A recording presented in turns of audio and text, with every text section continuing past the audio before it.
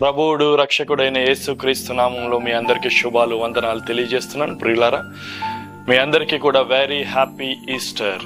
మీరందరూ క్షేమంగా సంతోషంగా ఉన్నారని, దినదినము దేవుని సన్నిధిలో ఎదుగుతున్నారని నేను నమ్ముతున్నాను.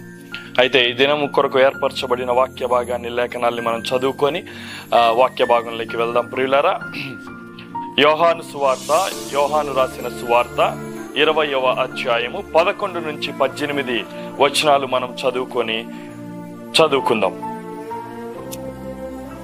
అయితే మరియు సమాధి బయట నిలిచి ఏడ్చుచుండెను. ఆమె ఏడ్చుచు సమాధిలో వంగి చూడగా తెల్లని వస్త్రములు ధరించిన 2 దేవదూతలు యేసు దేహము ఉంచబడిన స్థలములో తల వైపున ఒకడును కాల వైపున ఒకడును కూర్చుండుట కనబడెను. వారు, అమ్మా, ఎందుకు ఏడ్చుచున్నావని ఆమె నన్ను అడగగా, ఆమె, నా ప్రభువును ఎవరో ఎత్తుకొని పోయిరి, ఆయనను ఎక్కడ ఉంచిరో నాకు తెలియలేదని చెప్పెను. ఆమె ఈ మాట చెప్పి వెనుక తట్టు తిరిగి యేసు నిలిచి ఉండుట చూచెను, కాని ఆయన యేసు అని గుర్తుపట్టలేదు. యేసు, అమ్మా, ఎందుకు ఏడ్చుచున్నావు, ఎవరిని వెదుకుచున్నావు అని ఆమెను అడగగా, ఆమె, అయ్యా, తోటమాలి అనుకొని, అయ్యా, నీవు ఆయనను మోసుకొని పోయిన ఎడల ఆయనను ఎక్కడ ఉంచితివో నాతో చెప్పుము, నేను ఆయనను ఎత్తుకొని పోవుదునని చెప్పెను. యేసు ఆమెను చూచి మరియా అని పిలిచెను. ఆమె ఆయన వైపు తిరిగి ఆయనను ఎబ్రి భాషలో రబ్బాని అని పిలిచెను. ఆ మాటకు బోధకుడా అని అర్థము.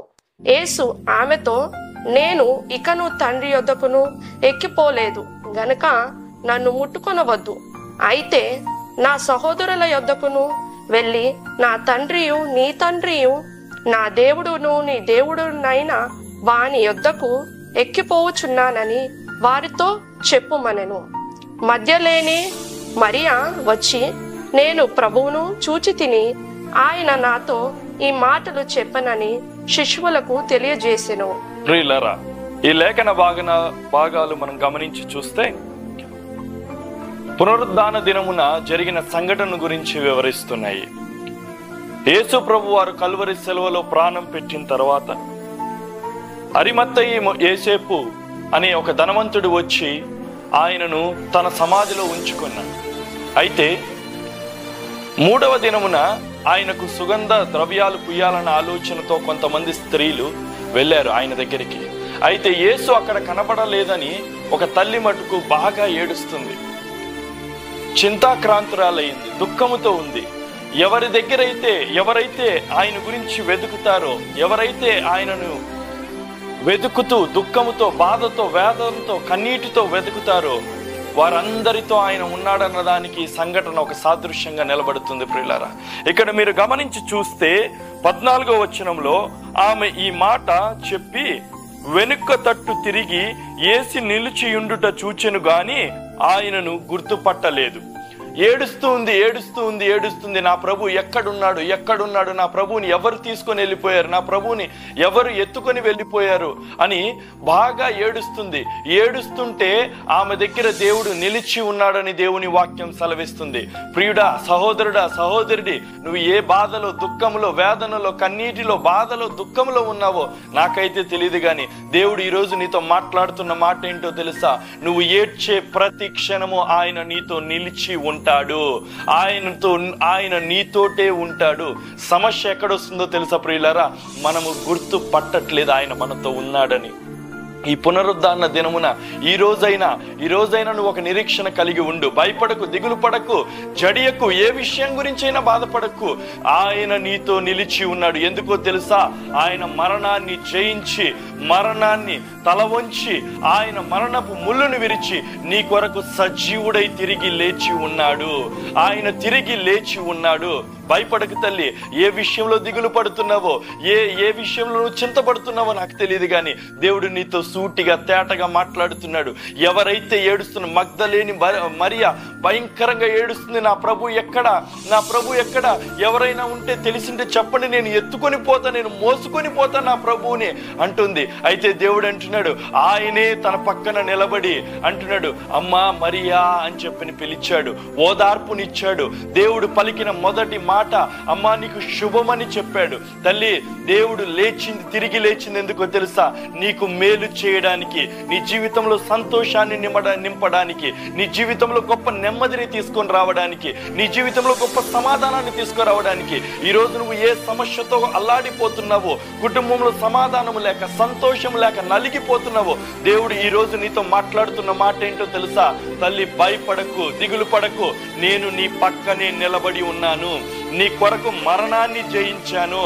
నమ్ము, దేవుడు పునరుద్ధానుడై తిరిగి లేచాడని, ఆయన నీ కొరకు రాబోతున్నాడని నువ్వు నమ్మితే దేవుడు అద్భుతంగా నీ జీవితంలో నిన్ను నడిపించడానికి ఇష్టపడుతున్నాడు. అయితే సమస్య ఎక్కడొస్తుందో తెలుసా ప్రియులారా? చాలా మంది ఆయన నమ్మలేకపోయారు. మగ్దలేని మరియ కూడా నమ్మలేదు.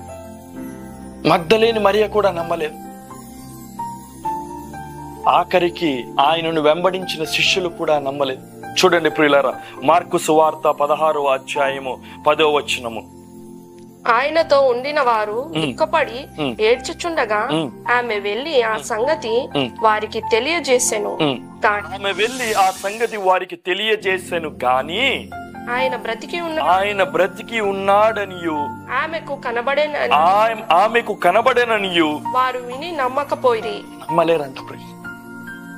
3.5 సంవత్సరాలు దేవుడు చేసిన ప్రతి అద్భుతాన్ని కన్నులారా చూశారు.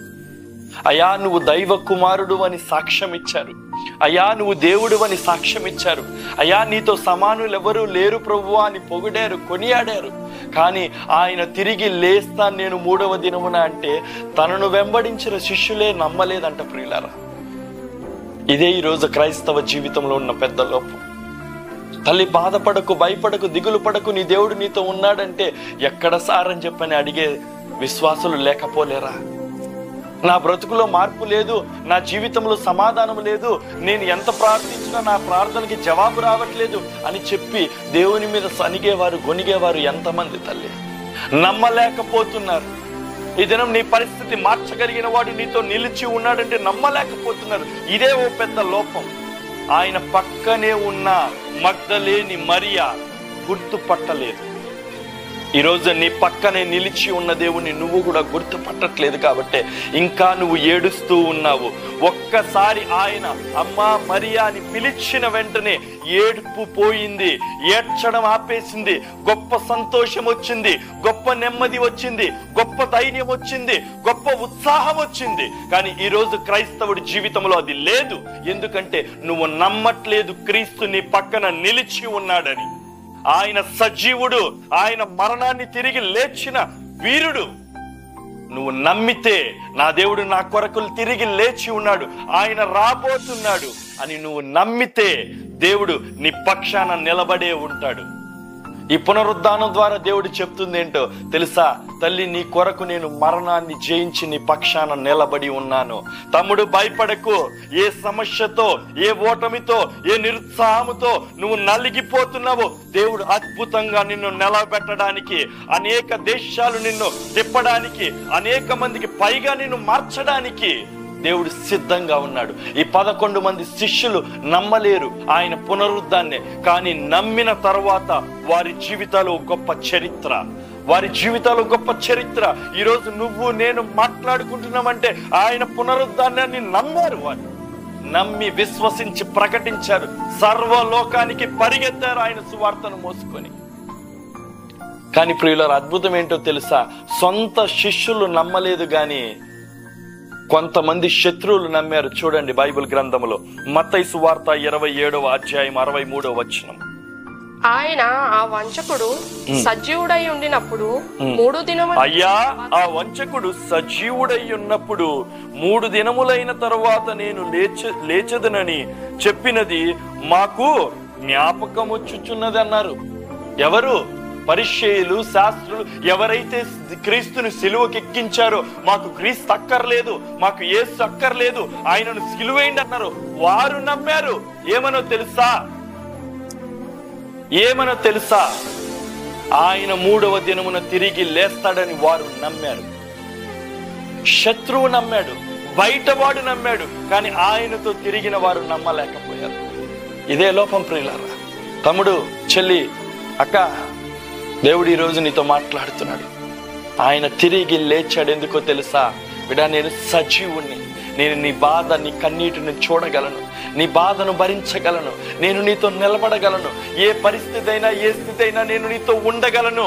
నువ్వు భయపడకు. ఎందుకో తెలుసా?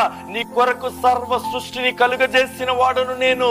నీ కొరకు సర్వాన్ని సృజించిన వాడును. నీ బాగేంటో తెలుసుకోగలిగిన వాడును. నీ కష్టం ఎంతో, నీ దుఃఖం ఎంతో నాకు తెలుసు అని దేవుడు చెప్తున్నాడు.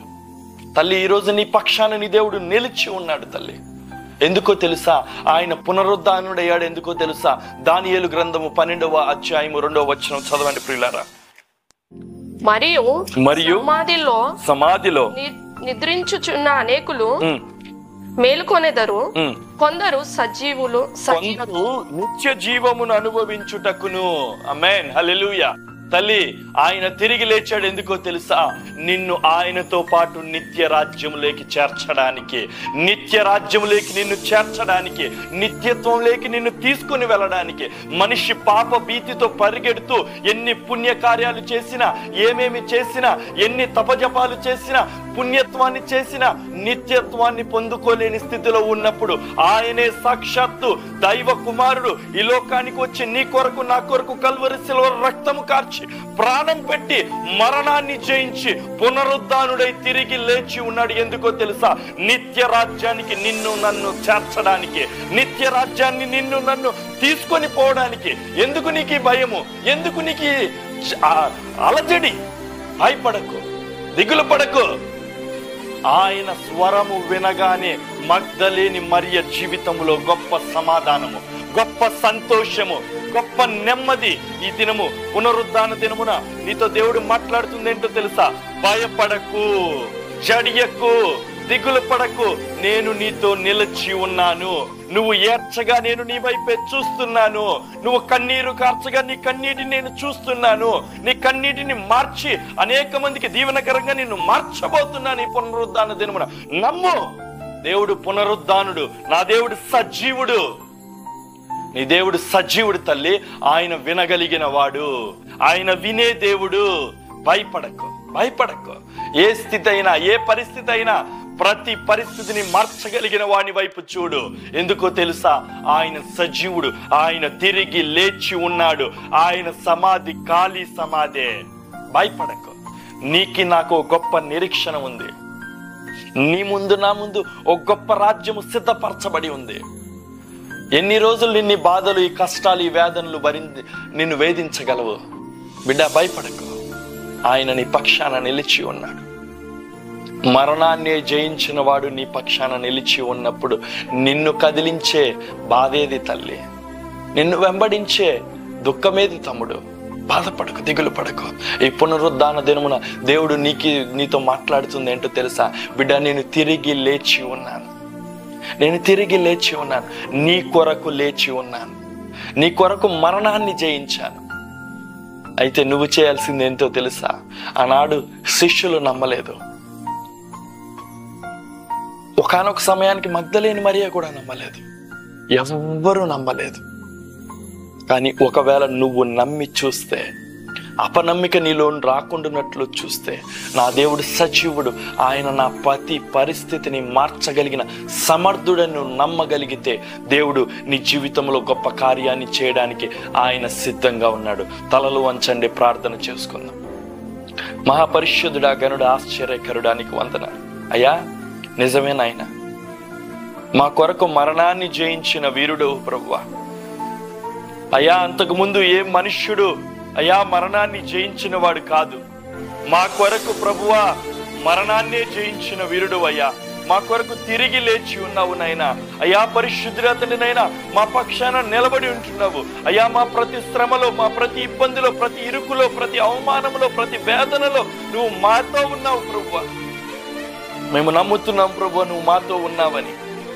అయ్యా ఎంతమంది అయితే పిల్లలు అయ్యా కన్నీరు విడుస్తున్నారు, ఎంతమంది అయితే నీ సన్నిధిలో దుఃఖముతో, వేదనతో అయ్యా ప్రభువాని గట్టిగా బిగ్గరగా ఏడ్చి పిలుస్తున్నారు అయ్యా, వారి పక్షాన నిలబడిన దేవుడవు ప్రభువా.